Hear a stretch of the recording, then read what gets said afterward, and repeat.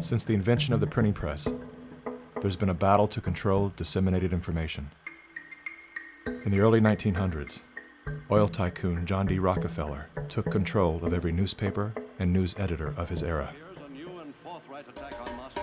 He became America's first billionaire, paving the way for the power-hungry ever since. Thus began the gold rush for the modern world's most precious resource, the narrative. Do you have any people being paid by the CIA who are contributing to a major circulation American journal? During a Senate committee investigation, it was revealed that the CIA had been conducting a covert operation to infiltrate and control U.S. media. They called it Operation Mockingbird. We do have people who submit pieces to American journals. Do you have any people paid by the CIA who are working for television networks? This, I think, gets into the kind of details, Mr. Chairman, that I'd like to get into in executive session. Over 3,000 CIA contracted and trained operatives were placed in key positions within top media outlets.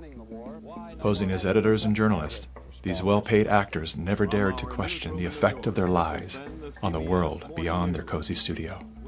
How often does the CIA manipulate the media in this way? It goes beyond your wildest imagination.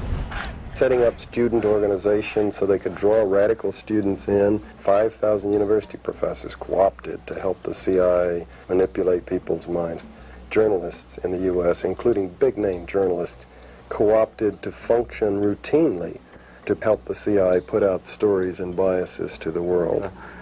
As this 1952 CIA memo says, the aim is controlling an individual to the point where he will do our bidding against his will. It's a great brainwashing process to change the perception of reality of every American to such an extent no one is able to come to sensible conclusions in the interests of defending themselves, their families, their community, and their country. Would you say that continues today? Well, I would think probably for a reporter it would continue today, but because of all of the revelations, I think you've got to be much more careful about it. So how do we know that Operation Mockingbird still isn't in effect? Well, we don't. It was the Telecommunications Act of 1996 that opened the door for predatory corporations to monopolize the industries of print and broadcast. This bill protects consumers against monopolies. It guarantees the diversity of voices. Today, a handful of corporate empires own and control the vast majority of everything you read, hear, and watch. From the biggest movie studios, television and radio networks, newspapers and magazines, to the vast universe of internet news and entertainment sites. Amazon has transformed its operations in response to COVID-19 to protect employees and keep packages flowing. The company is keeping its employees safe and healthy while still delivering those packages to your doorstep. The company is keeping its employees safe. The company is keeping its employees safe. Millions of Americans staying at home are relying on Amazon. And that is how it works. It's like a house of mirrors, where you're seeing the same thing over and over and over again, except it's distorted. There's an industry that is paid to go after and target journalists, whistleblowers, and inundate our consciousness and the images we see to try to ruin, destroy, or smear the idea that they don't like or the person who's delivering it. You smear somebody with falsehoods and all the rest, and then you merchandise it.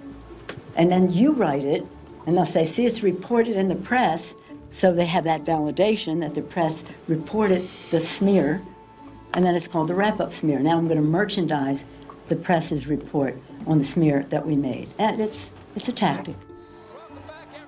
News personalities are not the only high-paid actors to serve the propaganda machine. Most late-night talk shows are owned by the same corporate overlords and thus follow the same script, only laced with a laugh. Our main story tonight concerns conspiracy theories. Last Week Tonight with John Oliver featured a skit entitled Coronavirus Conspiracy Theories. It's like the claim that the moon landing was faked, First thing to note here is that Mr. Oliver opens with commentary about conspiracy theories that are completely unrelated to coronavirus.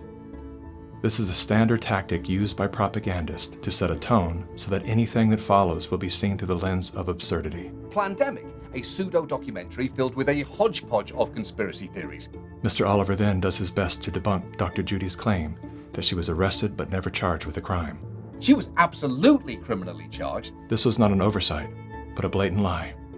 Prior to the taping of this episode, Mr. Oliver had the official arrest documents that clearly prove that Dr. Judy was never charged with a crime. Mr. Oliver then attempts to debunk the idea that a beach, aka nature, holds any value in boosting our body's natural immune system. Instead of challenging the point with science, he kills it with a smear. Everything that you just said is insane. Television is not the truth. We deal in illusions, man. None of it is true. But you people sit there day after day, night after night, all ages, colors, creeds. We're all you know. You're beginning to believe the illusions we're spinning here. You're beginning to think that the tube is reality and that your own lives are unreal. This is mass madness, you maniacs. In God's name, you people are the real thing. We are the illusion. So turn off your television sets. Turn them off now. Turn them off right now. Turn them off and leave them off. Turn them off right in the middle of the sentence I'm speaking to you now. Turn them off.